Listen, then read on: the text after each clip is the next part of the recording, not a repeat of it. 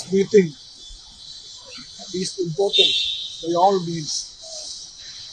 I should call it a historic meeting.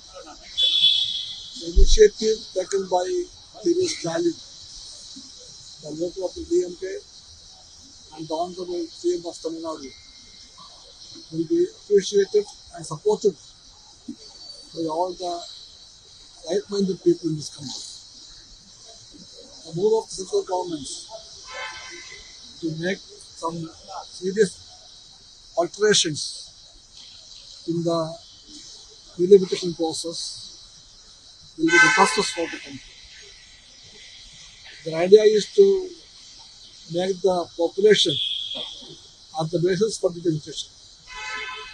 In that way, he wants to minimize the representation of the states of the country, like Tamil Nadu, like Kerala, and all those states, which must be stood for the country's national policies.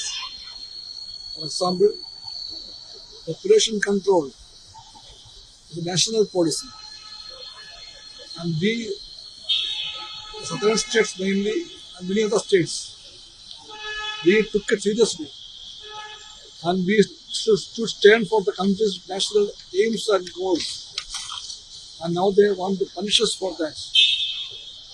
Why these punishments? Because they want to impose their fascist ideas on this country. The ideas controlled by the Brahmanistic, theocratic, Chaturvamya philosophy of the BJP.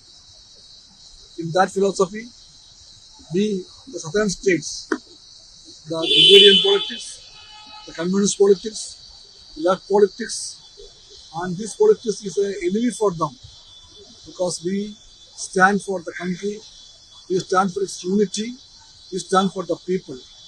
That's why they hate us and they want to minimize our number in the parliaments. So this game plan of the BJP is rightly and correctly understood by Thiru Stalin, and that is why he took the initiative.